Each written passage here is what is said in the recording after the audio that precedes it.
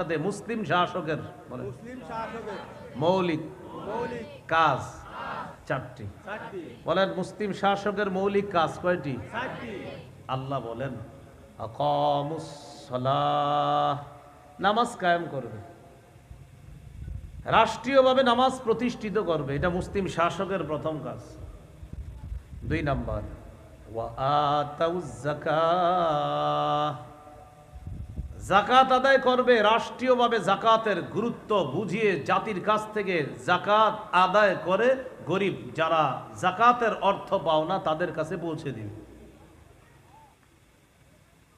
এই জন্য সুদ ভিত্তিক রাষ্ট্র ব্যবস্থার পরিবর্তে যদি যাকাত ভিত্তিক রাষ্ট্র ব্যবস্থা করা যায়, সুদের মাধ্যমে দারিদ্র বিমোচনের স্লোগান দিলেও দারিদ্র বিমোচন বছরের পর বছর, শত বছর চলে যাবে, যুগের পর যুগ, শতাব্দীর পর শতাব্দী যাবে, সুদের মাধ্যমে দারিদ্র বিমোচন হতে পারে না, হওয়া সম্ভব না। বিপরীতে যাকাত ভিত্তিক রাষ্ট্র ব্যবস্থার মাধ্যমে আল্লাহর কসম বেশি দিন লাগবে না, স্বল্প সময়ের মধ্যে রাষ্ট্র ধনী রাষ্ট্রে পরিণত হবে। সবাই বলেন কেন? বলেন সবাই বলেন। সুদে একজন ধনী হয়, বলেন বেশি জন গরিব হয়। এক ধনী ব্যক্তি সুদে টাকা দিছে 100 জনকে, এখন 100 জন তারা সুদের টাকা পরিশোধ করতে করতে আরো গরিব হয়, ধনী হয় একজন যে টাকা দিছে। তাহলে সুদ ভিত্তিক অর্থ ব্যবস্থায় ধনী হয় একজন, গরিব হয় অসংখ্য। বিপরীতে জাকাত দেওয়ার পরে কি আবার ফেরত আসে? হ্যাঁ, জাকাত দিবে। একজন মানুষকে 10 জন ধনী মানুষ জাকাত দিছে, প্রত্যেকে 10,000।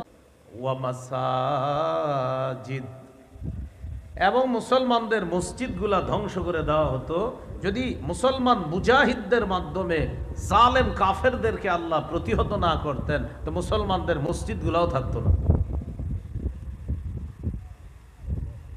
ইউযকারু ফীহা ইসমুল্লাহি কাসীরা,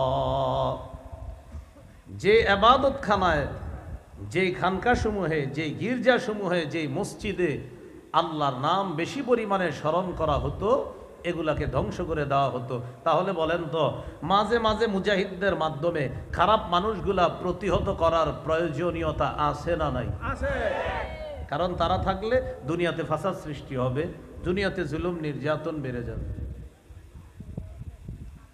এরপরে আল্লাহ বলেন ওয়ালা ইয়ানসুরান্নাল্লাহু মাইয়ানসুরু, যে ব্যক্তি আল্লাহর দ্বীনকে সাহায্য করবে অবশ্যই অবশ্যই আল্লাহ তাকে সাহায্য করবে।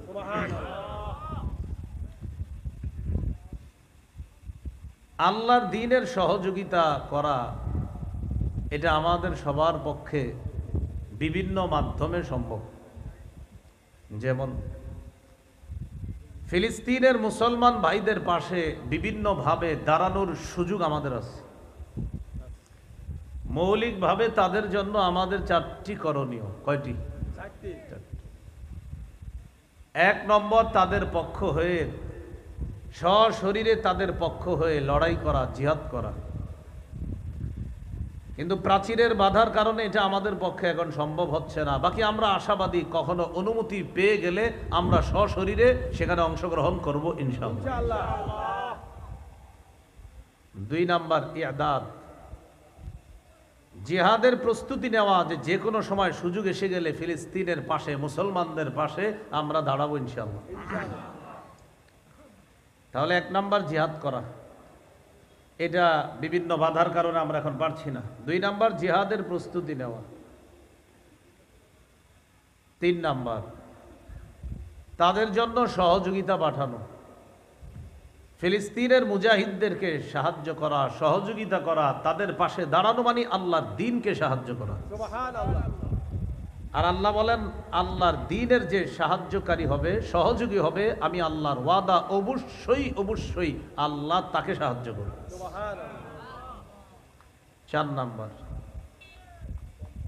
ফিলিস্তিনের মুসলমানদেরকে যেই মাধ্যমে আক্রমণ করে হত্যা করা হচ্ছে, যেই মাধ্যমে তারা অর্থ যোগান দিচ্ছে, যেই মাধ্যমে তারা অর্থ সম্পদ কামাই করে, এই অর্থের মাধ্যমে অস্ত্র ক্রয় করে মুসলমানদেরকে হত্যা করে সেই মাধ্যমগুলো আমরা বর্জন করে তাদেরকে অর্থনৈতিকভাবে চাপে ফেলতে বাধ্য করা, এই 4টা কাজ। তাহলে সংক্ষেপে বলি, 1 নাম্বার জিহাদ করা, 2 নাম্বার জিহাদের প্রস্তুতি নেওয়া, 3 নাম্বার তাদের জন্য সাহায্য পাঠানো, 4 নাম্বার তাদের বিরুদ্ধে অর্থ যোগান হয় যে মাধ্যমগুলোতে, এই মাধ্যমগুলো আমরা বয়কট করা। আল্লাহ আমাদের সকলকে আমাদের মুসলমান ভাইদের পাশে দাঁড়িয়ে আল্লাহর দ্বীনের সাহায্যকারী সহযোগী হওয়ার তৌফিক দান করুন। এরপরে আল্লাহ পাক রব্বুল আলামিন বলেন, নিশ্চয়ই আল্লাহ মহাশক্তিধর। এখানে 2টা কথা বলছে আল্লাহ, আল্লাহ কবিয়্যুন মহাশক্তিধর, আজিজ মহাপরাক্রমশালী।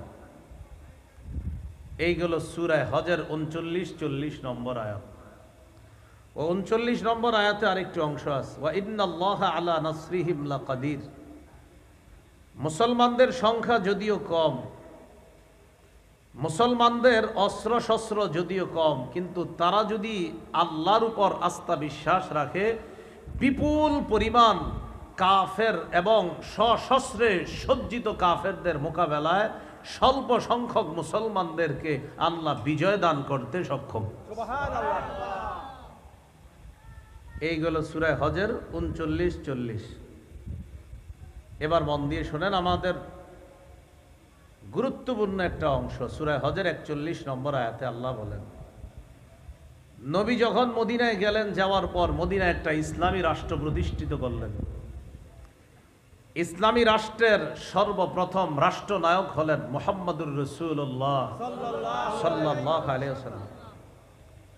তো আল্লাহ তাআলা বলেন, আল্লাযীনা ইম্মাক্কান্নাহুম ফিল আরদি আকামুস সালাহ ওয়া আতাউয যাকাতা ওয়া আমারু বিল মা'রুফি ওয়া নাহাউ আনিল মুনকার।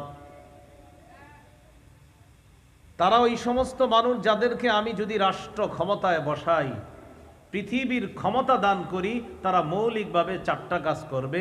এখান থেকে আমরা শিখব